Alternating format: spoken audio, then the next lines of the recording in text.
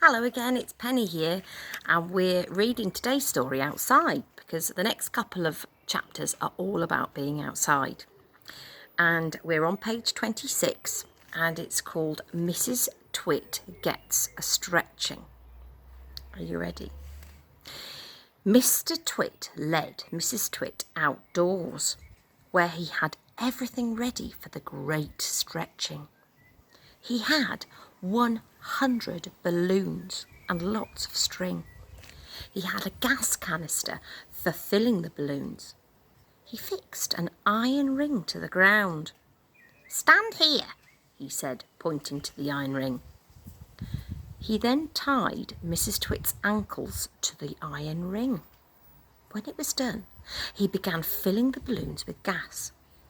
Each balloon was on a long string, and when it was filled with gas, he pulled on it, on the string, tying it to Mrs. Twit.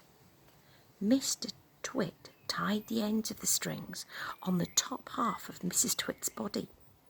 He tied some round her neck, under her arms, on her wrists, and even on her hair. Soon there were 50 coloured balloons floating in the air above Mrs. Twit's head.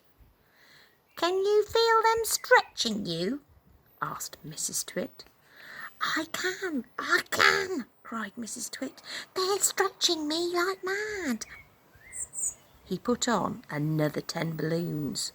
The upward pull became very strong. Do you want to see a picture? There's Mrs. Twit. There's the 50 balloons.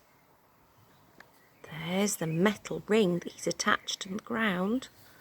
And there's Mr. Twit using the gas to blow them up. Mrs. Twit was quite helpless now, with her feet tied to the ground and her arms pulling upwards with the balloons. She was unable to move. She was a prisoner, and Mr. Twit had intended to go away and leave her like that for a couple of days and nights to teach her a lesson. In fact, he was just about to leave when Mrs. Twit opened her big mouth and said something silly. "Are you sure my feet are tied properly to the ground?" she gasped. "If those strings around my ankles break, it'll be goodbye for me."